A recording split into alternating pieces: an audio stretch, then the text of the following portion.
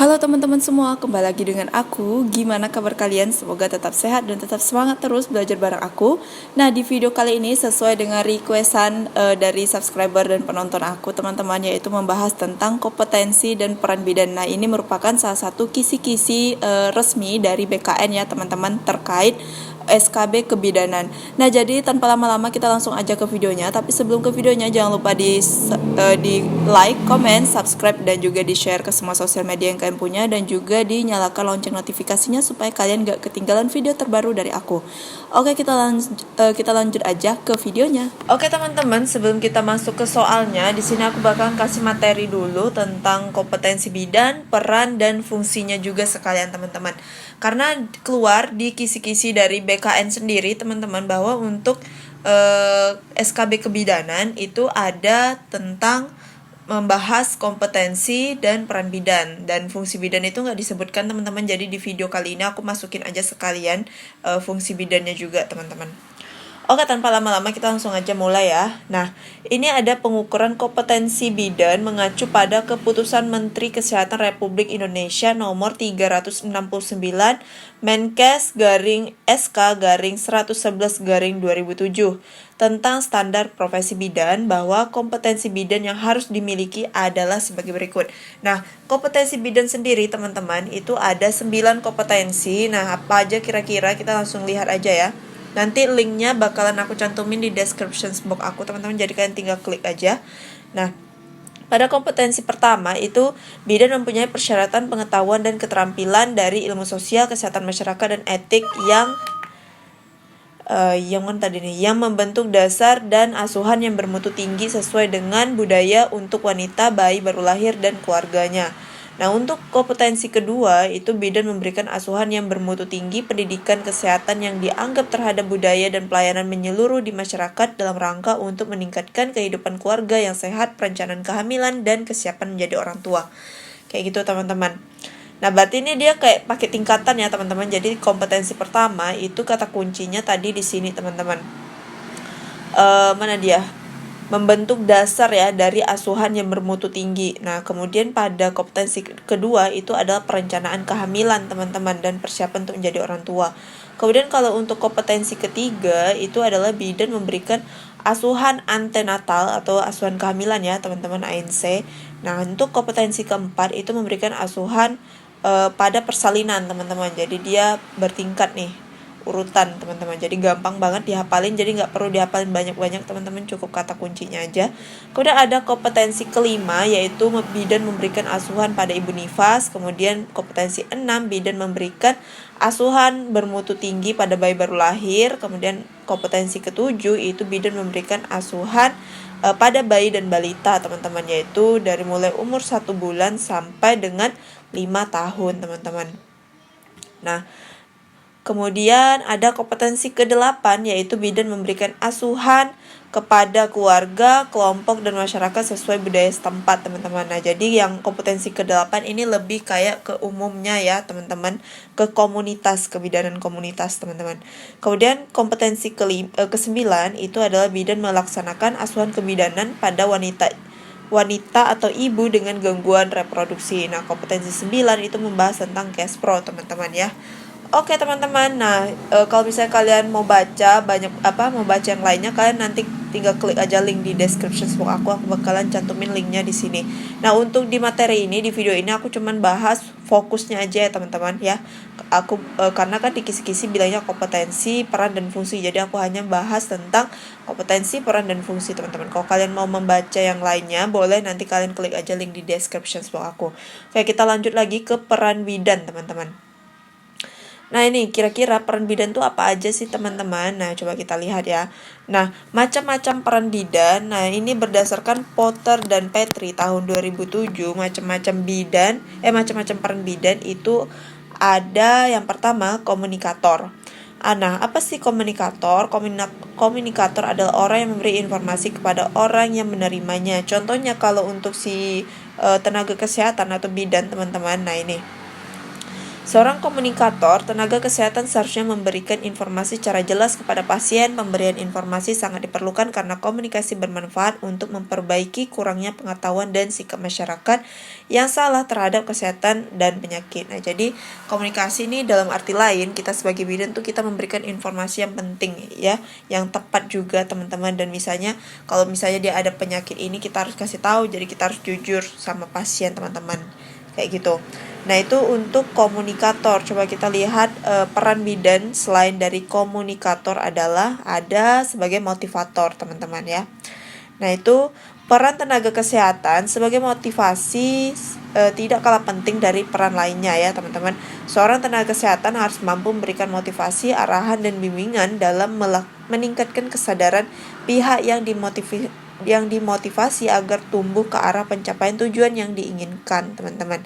Jadi kita memotivasi nih, misalnya ibunya datang dengan anemia nih ya, ibu hamilnya datang dengan anemia, kemudian dia tidak suka sayur, dia tidak mau minum obat. Jadi kita harus, yang pertama kita bisa lakukan yang namanya peran kita adalah motivasi. Gimana caranya kita memotivasi ibu ini supaya dia mau makan sayur, dia mau minum obat, jadi anemianya itu bisa teratasi, teman-teman.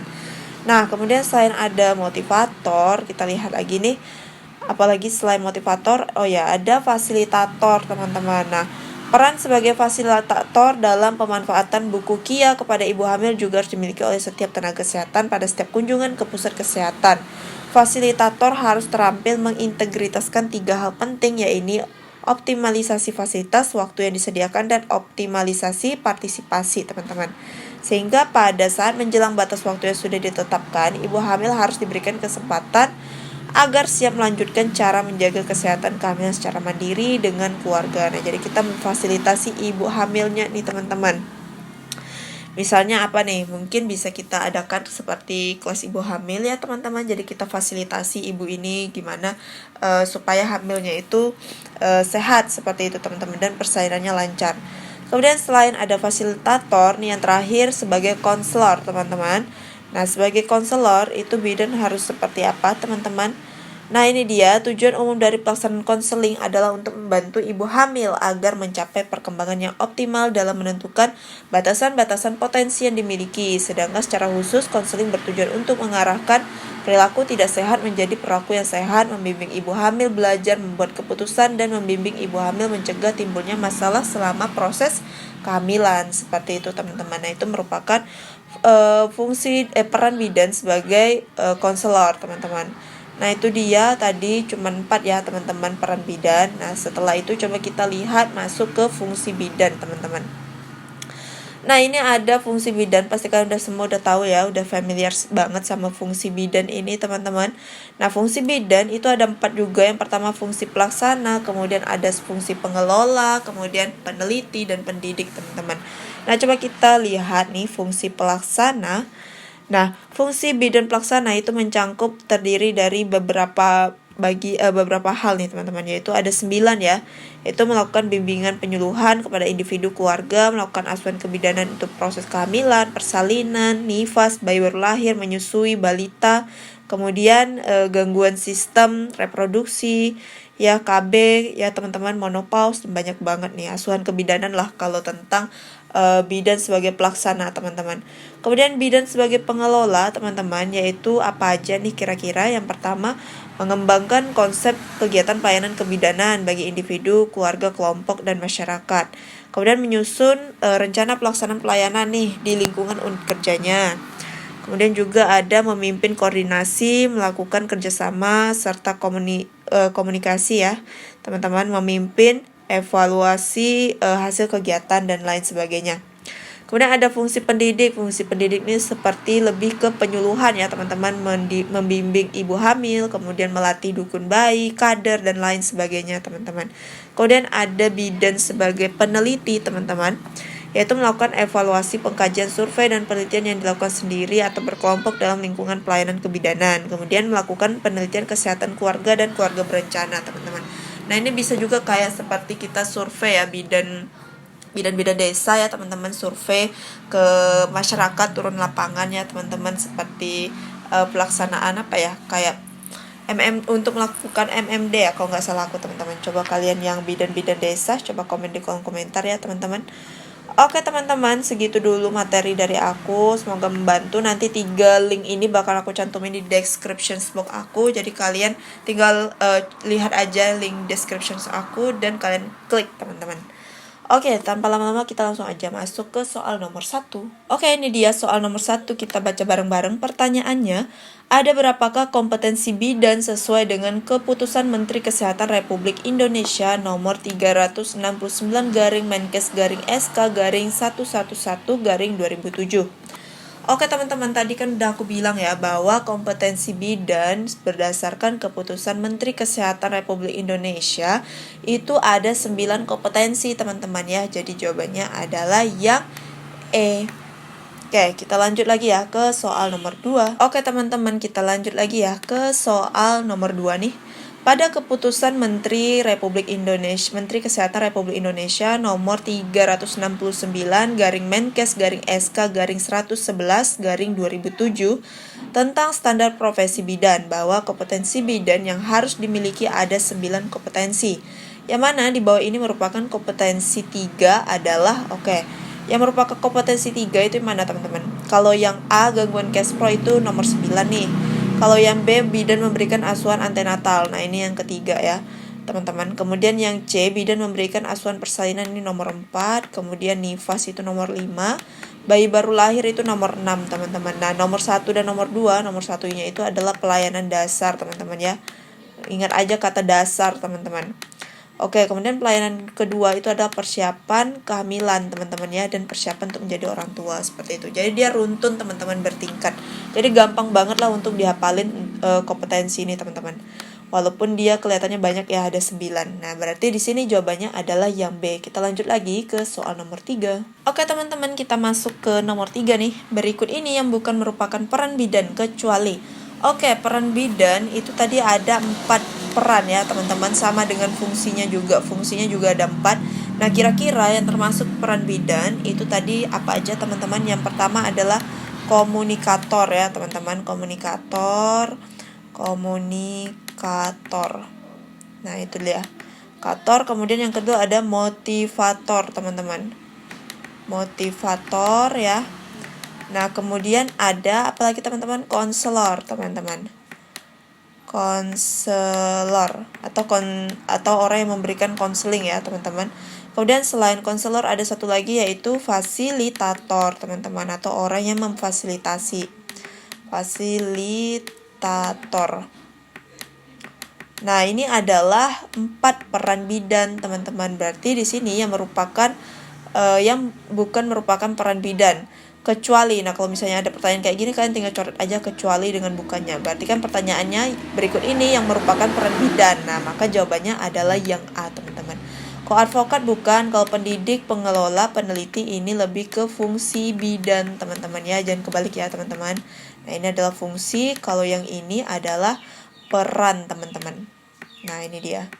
Oke, kita lanjut lagi ya ke soal nomor 4. Oke teman-teman, kita masuk ya ke soal nomor 4. Bidan membantu, membimbing, mengarahkan ibu hamil untuk membuat keputusan agar mencapai perkembangan yang optimal dalam menentukan batasan-batasan potensi yang dimiliki. Merupakan peran bidan sebagai, teman-teman. Nah, di sini adalah bidan membantu, membimbing, mengarahkan ibu hamil untuk membuat keputusan agar mencapai perkembangan yang optimal. Nah, itu merupakan salah satu peran bidan sebagai apa teman-teman? Oke, yang A, komunikator. Komunikator ini lebih ke komunikasinya ya teman-teman. Seperti misalnya kita memberitahu nih apa yang boleh, apa yang enggak, gitu kan teman-teman ya. Jadi yang A bukan. Kalau yang B, motivator. Motivator ini ya kita tahu ya sendiri teman-teman, yang memberi motivasi. Nah, kita memberikan pasien tersebut motivasi nih, seperti itu teman-teman. Ini lebih ke pemberian motivasi. Apakah ini ada kaitannya dengan soal teman-teman? Sepertinya enggak ya teman-teman ya. Oke, beda nih teman-teman. Motivasi itu beda dengan mengarahkan ibu untuk membuat keputusan, itu bukan ya. Konselor, apakah konselor benar tadi teman-teman? Nah, konselor itu adalah di mana tenaga kesehatan ataupun bidan itu membantu ibu hamil atau pasien untuk membuat untuk ini membuat keputusan ya teman-teman, untuk mencapai perkembangan yang optimal teman-teman ya, dan menentukan batasan-batasan potensi yang dimiliki. Nah, itu merupakan peran bidan sebagai konselor teman-teman. Nah, kalau flow fasilitator ini adalah yang memberikan fasilitas teman-teman, seperti itu. Jadi jawabannya adalah yang C. Kalau pendidik ini tadi masuk ke fungsi bukan peran teman-teman. Oke, gitu ya teman-teman. Kalau kalian masih bingung, kalian bisa buka lagi linknya teman-teman. Oke, kita langsung lanjut ya ke soal yang terakhir. Oke teman-teman, sebelum kita lanjut ke soal yang terakhir, nah di sini aku punya rekomendasi lagi buat kalian untuk try out SKB, persiapan SKB nih teman-teman. Nah, kalian bisa try out menggunakan Sobat CPNS teman-teman, karena di sini Sobat CPNS sudah melengkapi websitenya dengan try out SKB, yaitu apa aja try out SKB-nya teman-teman. Yang ada baru perawat dan kebidanan teman-teman. Jadi teman-teman yang perawat dan kebidanan bisa nih download dan juga berlangganan Sobat CPNS teman-teman, yaitu SKB perawat dan SKB kebidanan sebesar 75.000 aja teman-teman. Jadi itu murah banget, dan nanti kalau misalnya kalian beli SKB kedua ini, kalian bisa dapetin 3 kali tryout pada SKB perawat dan juga 3 kali tryout pada SKB kebidanan teman-teman. Nah, jadi itu soalnya juga disesuaikan dengan kondisi sekarang teman-teman ya, dan juga sudah disesuaikan dengan kisi-kisi dari BKN sendiri teman-teman. Jadi ini tuh worth it banget ya teman-teman, karena terutama di SKB perawat dan SKB kebidanan juga dicantumin 30 soal kesehatan umum teman-teman. Jadi ini bisa membantu banget ya buat kalian untuk mendapat skor yang tinggi, mengalahkan pesaing-pesaing kalian teman-teman ya. Jadi tunggu apa lagi, langsung aja berlangganan Sobat CPNS, dan juga linknya udah aku taruh di description box aku. Jadi kalian tinggal klik aja description box aku teman-teman. Oke, kita lanjut lagi ya ke soal yang terakhir. Oke teman-teman, kita lanjut ke soal yang terakhir nih. Melakukan kerjasama serta komunikasi inter dan antar sektor yang terkait dengan pelayanan kebidanan merupakan fungsi bidan sebagai, oke teman-teman, yang A itu pelaksana, B pengelola, C pendidik, D peneliti, E komunikator. Komunikator ini jelas bukan ya teman-teman, ini tuh peran bidan, bukan fungsi bidan. Nah, sekarang pertanyaannya adalah fungsi bidan teman-teman. Fungsi bidan sebagai apa? Nah, sini bidan melakukan kerjasama nih serta komunikasi secara inter dan antar sektor yang terkait dengan pelayanan kebidanan. Nah, ini kira-kira fungsi bidan sebagai, kalau A pelaksana ini lebih dia melaksanakan askepnya ya teman-teman, atau asuhan kebidanannya. Jadi yang A bukan, kemudian kalau yang B pengelola. Nah, pengelola ini salah satu tugas dari bidan sebagai pengelola itu adalah melakukan kerjasama teman-teman serta komunikasi inter dan antar sektor yang terkait dengan pelayanan. Kalian bisa buka lagi bacaannya di link yang aku cantumin teman-teman. Nah, kemudian pendidik ini lebih seperti mengadakan penyuluhan ya, atau pelatihan kepada kader, kemudian pada dukun bayi, seperti itu teman-teman, pada memberikan konseling pada ibu hamil, pada ibu bersalin, ibu nifas teman-teman. Nah, itu dia kalau pendidik ya, penkes, dia berkaitan sama penkes atau pelatihan teman-teman. Nah, kalau yang D peneliti ini lebih seperti ke yang tadi ya, survei teman-teman ya, survei lapangan seperti itu. Nah, berarti di sini jawabannya adalah yang B pengelola teman-teman. Oke teman-teman, 5 soal dulu. Semoga ini bermanfaat buat kalian ya teman-teman dalam persiapan SKB. Semoga kalian dimudahkan untuk menjawab soal-soalnya, dan semoga kalian dapat nilai paling tertinggi teman-teman, dan bisa jadi PNS tahun ini teman-teman. Oke teman-teman, segitu dulu. Kalau kalian suka dengan video ini, jangan lupa di like, share, dan juga subscribe, dan nyalakan lonceng notifikasinya supaya kalian gak ketinggalan video terbaru dari aku. Dan juga jangan lupa komen di kolom komentar video apa lagi yang harus aku bikin. Dan aku ucapin terima kasih banget buat kalian yang selalu dukung channel aku dengan cara subscribe dan juga selalu nontonin channel aku teman-teman tanpa di skip-skip. Aku ucapin terima kasih banget. Sekian dari aku, see you next video, bye bye.